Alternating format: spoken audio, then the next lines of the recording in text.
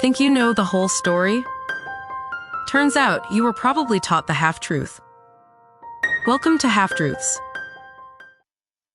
We all have that picture in our heads, probably etched in by a dozen textbooks and black and white documentaries. A stern-looking man, Henry Ford, standing proudly next to a gleaming, spidery Model T. He's the man who put the world on wheels. The man who, through sheer, gritty American ingenuity, invented the assembly line. We hear his famous apocryphal quote, "Any customer can have a car painted any color that he wants, so long as it is black." We imagine him as a solitary genius, a farm boy from Michigan who dreamt up not just a new machine, but an entire new way of life. The story we all learned is beautifully simple. Before Henry Ford, the world was slow. It was horses and buggies, mud-caked roads, and a life lived within a 20-mile radius. Cars existed, sure, but they were handcrafted, ludicrously expensive toys for the ultra-rich. They were sputtering, unreliable playthings for men in goggles. Then, Ford has his vision. A car for the great multitude. A car so simple a farmer could fix it, and so cheap he could actually afford to buy it. But to build this Tin Lizzie, he couldn't use the old methods. He couldn't have teams of skilled craftsmen hovering around a single chassis, fitting and filing parts by hand. He needed something new, something fast, something revolutionary. And so, in a flash of brilliance, the assembly line is born. A conveyor belt carries a bare frame, and at each station, a worker adds one specific part. The car grows as it moves. The factory becomes a river, and the Model Ts flow out of it like water. The price plummets. The world changes. America becomes a nation of drivers. Suburbs are born, and the 20th century truly begins. It's the ultimate story of the lone inventor. It's a great story. It's clean, it's powerful, and it shaped how we think about innovation. But what if it isn't true? What if Henry Ford didn't invent the automobile? What if he didn't even invent the assembly line? What if his true genius, the thing that actually did change the world, was something different, something less like a lightning bolt of invention and more like a ruthless, brilliant act of synthesis? What if the story we know is, at best, a half-truth? Welcome to Half-Truths, the show where we unlearn the facts we thought we knew. Today, we're putting the legend of Henry Ford in park and taking a look under the hood. We're going to find out what Ford really did and why the true story, involving German engineers, rival automakers, and, believe it or not, a Chicago slaughterhouse, is so much more fascinating than the myth. So let's start by building the myth we all know and love, the story we all know. The world of 1900 is a world of barriers. The biggest barrier is distance. A farmer lives and dies by the power of his horses. A trip to the next town is an event. The idea of a personal, mechanical conveyance is pure science fiction for 99% of the population. In this world, we have Henry Ford. He's not a trained engineer from a fancy university. He's a hands-on tinkerer. He builds his first experimental quadricycle in a shed behind his house in 1896. He has to knock out a brick wall just to get it outside.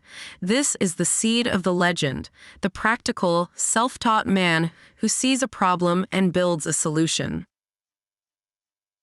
After a few false starts with other companies, he founds the Ford Motor Company in 1903.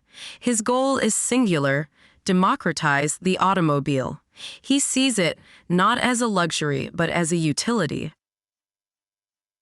In 1908, he unveils his masterpiece, the Model T. It's a marvel of simple, rugged design. It has a high clearance for those terrible rural roads. It's made of strong vanadium steel. It's designed to be repaired with simple tools. It is, in short, the perfect car for the people. But there's a problem. In that first year, 1908, a Model T costs $850. That's about $25,000 today.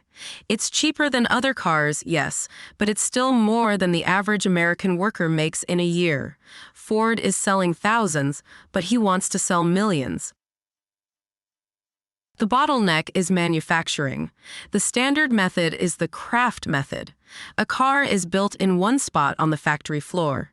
A team of skilled workers, fitters, upholsterers, electricians, swarms it, bringing parts from bins and customizing them to fit. It's slow. It's chaotic. It takes, on average, over 12 hours of labor to assemble one Model T. This, according to the legend, is where Ford has his epiphany. He needs to bring the work to the man, not the man to the work. He needs to break down the complex assembly of a car, which has thousands of parts, into a series of simple, repeatable steps. The story goes that he pioneers this idea at his new Highland Park plant. He introduces the moving assembly line, a continuous chain set in the floor that pulls the car chassis along at a controlled speed. Each worker stands still and performs one task, and one task only. Install the magneto. Attach the left front fender. Tighten 3 specific bolts, over and over and over. The results are staggering. By 1914, the labor time required to build one Model T plummets from over 12 hours to just 93 minutes. This efficiency gain is the magic bullet. The price of the Model T drops like a stone, from $850 in 1908 to $550 to $440, and by the mid-1920s, you could buy a new Model T for under $300. Ford hasn't just built a cheap car, he's created a new economic reality. He famously doubles his workers' pay to the $5 day, an unheard of sum. He does it so they can afford the very cars they are building. He invents mass production and, in the process, invents the American middle class. It's a perfect, self-contained loop of innovation and prosperity. Henry Ford, inventor of the car, inventor of the assembly line, father of modern industry. It's the story we all know, and it's the story we're here to pull apart. The first thread to pull is the easiest, and it unravels almost immediately. Henry Ford did not invent the automobile. Not even close. We have to go back further, all the way back to 1886. In Mannheim, Germany, an engineer named Carl Benz files a patent for his patent motorwagen. This vehicle, with its 3-wheel design and its 1-cylinder 4-stroke gasoline engine, is widely recognized as the world's first true automobile. While Ford was still a young man tinkering with farm equipment, Carl Benz and his wife Bertha, who, in an incredible story for another day, took the first-ever long-distance car journey, were already proving the concept. And Benz wasn't alone. Gottlieb Daimler and Wilhelm Maybach were simultaneously developing their own engines and cars in Germany. By the time Henry Ford built his 1896 quadricycle, the French automakers Panhard and Peugeot were already in business and had been racing their cars for years. So, no, Ford didn't invent the car. He wasn't even the first American to build one. The Duryea brothers in Massachusetts had done that a few years earlier. What Ford did was take this existing, expensive, and unreliable technology and set his sights on making it reliable and, most importantly, affordable. So, that part of the myth is gone. But what about the assembly line? Surely that was his? The continuously moving line, the division of labor, the river of production, that feels like Ford. Well, let's pull that thread. The core idea of an assembly line is division of labor, and that idea is ancient. Xenophon wrote about it in ancient Greece. But for our purposes, we can start with Adam Smith, the father of modern economics. In his 1776 book, The Wealth of Nations, he uses the famous example of a pin factory. Smith observes that one man, working alone, could maybe make 1 or 20 pins in a day. But in a factory, the work is divided. One man draws the wire, another straightens it, a third cuts it, a fourth points it, a fifth grinds the top to receive the head. Making the head is 2 or 3 more distinct operations. Putting it on is another. By dividing the work into 18 distinct steps, Smith notes, a small shop of 10 men could produce over 48,000 pins in a single day. That's the power of the division of labor. So, the concept isn't new. Okay, you say, but that's just pins. What about a big, complex machine? What about a moving line? For that, we can go to 16th century Venice. The Venetian arsenal was the shipyard of the powerful Venetian Republic, and they had a problem. They needed to build galleys, warships, faster than any of their rivals. Their solution was nothing short of a moving assembly line. Instead of building a ship in one spot, they built the bare hull and then floated it down a canal that ran through the arsenal. On either side of the canal were storehouses and specialized teams of workers.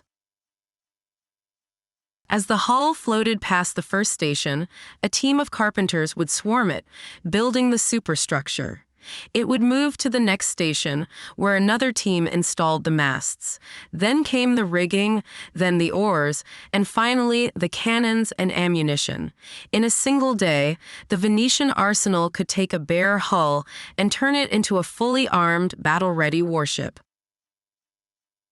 This was a moving assembly line for a complex product, centuries before Henry Ford was born.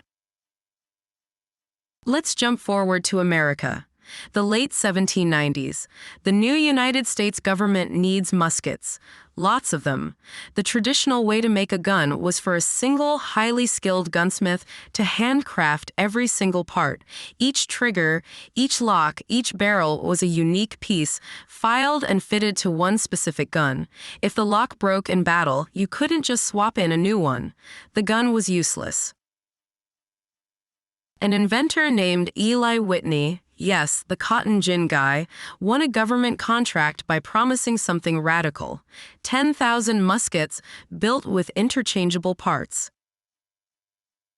His idea was to use machines to make every single part of the musket so precisely identical that any trigger would fit any musket. This, right here, is the fundamental prerequisite for a modern assembly line.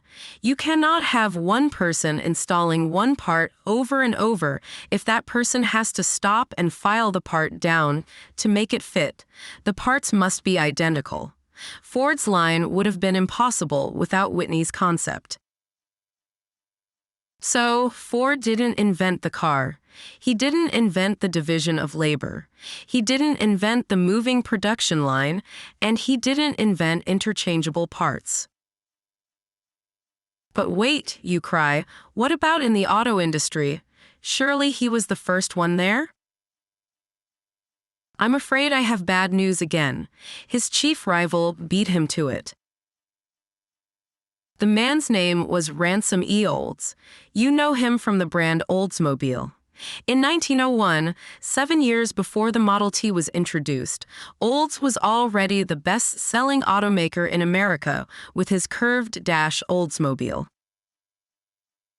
And how did he build so many? In 1901, Ransom Olds patented an assembly line. His system was a bit different from Ford's later one. It was a progressive assembly concept. He had workers at stationary stations, and the car's chassis would be rolled from one station to the next on wheeled wooden platforms. At each station, a specialized worker would add their part. It was a true assembly line. It worked. It allowed Olds to churn out thousands of cars while Ford was still building them by hand. So, by now, the myth is in tatters. Ford didn't invent the car. He didn't invent the core concepts of the assembly line. He wasn't even the first to apply them to building cars. What on earth did Henry Ford actually do? This brings us to the real story, and it begins not in a machine shop, but in a place of blood and steel, the great slaughterhouses of Chicago. By the early 1900s, Chicago's Union stockyards were a terrifying marvel of industrial efficiency. Companies like Swift and Armour had perfected a process that was, essentially, a disassembly line. They had an overhead trolley system, what they called a disassembly line. A cow or a hog would be slaughtered, and its carcass would be hooked onto this moving overhead chain. The chain would then pull the carcass past a line of stationary butchers. Each butcher performed only one cut, one man to remove the hide, one man to sever a specific leg, one to remove the entrails.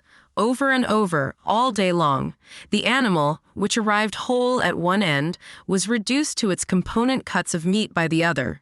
It was grim, it was brutal, and it was blindingly fast. In 1913, Henry Ford's production managers were wrestling with their bottleneck. They had the division of labor. They had interchangeable parts, but the process was still clunky. Men were still walking around, getting in each other's way. So, one of Ford's key engineers, a man named William Pa Clan, took a trip. He went to Chicago. He went to the Swift and Company slaughterhouse. He stood and watched this overhead line. He watched the relentless, steady pace of the moving chain. He saw how it brought the work to the worker, and how it, not the worker, set the pace of production. It was hypnotic. He returned to the Highland Park plant in Detroit and, the story goes, burst into a meeting with his superiors. "We should build cars this way." His bosses were skeptical. Charles Sorensen, Ford's right-hand man, reportedly said, "It's a slaughterhouse. We're not butchers. This is a motor car. It's not a dead cow." But the idea stuck. It was the missing piece. Ransom Olds had the chassis on wheels, but the workers still moved at their own pace. The Venetian Arsenal had a floating line, but it was powered by currents and poles. The slaughterhouse had a mechanized, continuously moving overhead line. Ford's team decided to try it, but instead of a disassembly line for a cow, they would create an assembly line for a car. They started small. They tried it first on the magneto, the car's electrical generator. Before, one worker would sit and assemble a whole magneto, a process that took about 20 minutes. They set up a small belt-driven line. They broke the process into 29 distinct steps. The assembly time dropped to 13 minutes and 10 seconds. They kept tweaking. They raised the height of the line, trying to find the most ergonomic position to reduce wasted motion. They got the time down to 7 minutes, then 5 minutes. This was it. This was the key. Now for the big one, the entire chassis. On October 7, 1913, they conducted the experiment. They took a 150-foot stretch of the factory floor. They laid out all the parts in the precise order they would be needed. They attached a rope and a winch to a bare Model T chassis. Then, they stationed 140 workers along that rope line. They started the winch. The chassis began to slowly, steadily move down the floor.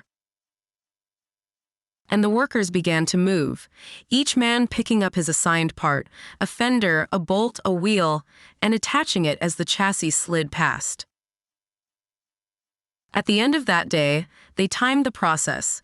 The old way, a single chassis took 12 hours and 8 minutes of labor. This new way, with the rope pulling the chassis, 2 hours and 57 minutes. It was a revolution, not of invention, but of application. Ford and his team went Allen. They tore up the factory floor. They installed massive, electrically driven, continuously moving chains. They calculated the precise speed the line needed to move. They raised the line to waist height, man-high as they called it, so no one had to bend or stoop. They built chutes and slides that delivered parts to the exact spot they were needed, right at the workers' fingertips. By 1914, they had perfected it. The assembly time for a Model T chassis, which had been 12 hours, then 2 hours and 57 minutes, was now 1 hour and 33 minutes.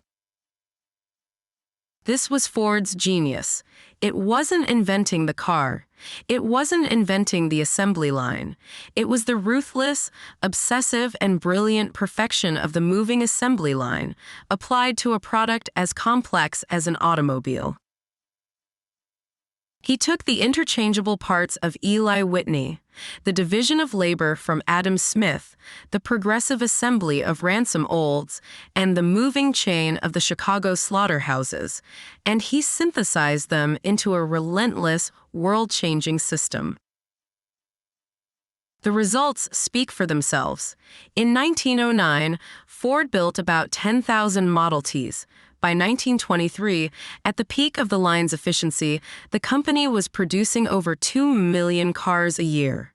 A new Model T rolled off the line every 10 seconds. And this leads us to the final piece of the myth, the $5 day. The legend says Ford, flush with cash from his efficient factories, generously decided to double his workers' wages and share the prosperity. He wanted them to be able to buy his cars. This, too, is only a half-truth. The reality is that working on that line was brutal. It was loud, it was dangerous, and most of all, it was mind-numbingly, soul-crushingly boring. You weren't a craftsman anymore. You weren't building a car. You were a human machine, tightening the same 3 bolts, 60 times an hour, 8 hours a day, 6 days a week. The line never stopped. It set the pace. You didn't talk. You didn't rest. You just turned the wrench.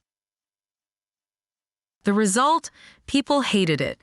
In 1913, Ford's factory had a worker turnover rate of 370%. To build 14,000 jobs, he had to hire over 52,000 men that year. They would work for a few weeks, or a few days, or even just a few hours, and they would quit. The sheer monotony was driving his workforce away. His perfectly efficient line was in constant danger of grinding to a halt because nobody wanted to work on it. The $5 day wasn't just an act of generosity. It was a cold, hard, brilliant business calculation. In January 1914, Ford announced he would pay any worker who met certain criteria, working there for 6 months, and living a moral life, as judged by his invasive sociological department, a flat $5 for an eighth-hour day. This was more than double the average wage. The next day, 10,000 men mobbed the factory gates, desperate for a job. His turnover problem vanished overnight. He stabilized his workforce. He could now demand absolute obedience to the relentless, dehumanizing rhythm of the line because the pay was too good to refuse. The $5 day wasn't a gift. It was the price Henry Ford had to pay to get human beings to sacrifice their craft, their autonomy, and their sanity to the logic of the machine. It was the new social contract of mass production, high wages for monotonous labor. So where does that leave us? We've dismantled the statue of the lone inventor. Henry Ford didn't invent the car. He didn't invent the assembly line. His most famous act of generosity, the $5 day, was a desperate, if brilliant, solution to a human resources crisis created by the very system he had perfected. So why do we remember him this way? Why does the simple myth persist? Because the story of the lone genius is always more compelling than the story of the synthesizer. We love the idea of the lightning bolt. It's cleaner than the messy truth, which is that innovation is almost always iterative. It's almost always about connecting ideas that are already there. Ford's genius wasn't in having an idea no one had ever had. His genius was in walking through a Chicago slaughterhouse and seeing a Model T. It was in looking at a complex 3,000-part machine and having the audacity to believe it could be assembled like a pin. The half-truth is that Henry Ford invented the assembly line. The whole truth is that he perfected a system that took ideas from economics, from other industries, and from his rivals, and pushed them to their absolute, logical, and relentless conclusion. Correcting this myth matters. It matters because it teaches us what innovation actually is. It's not just about the idea, it's about the execution, it's about the synthesis. And it matters because it forces us to remember the human cost of that system. The line that Ford built didn't just churn out millions of cheap cars. It churned out a new kind of worker, a new definition of labor, and a new world where efficiency was king. Henry Ford may not have invented the machine, but he did invent the factory. And that factory, for better and for worse, is the factory that built our modern world. Now you know the real story. What other half-truths are still out there? If you enjoyed this episode, please subscribe, leave a comment, and join us next time. Until then, stay curious.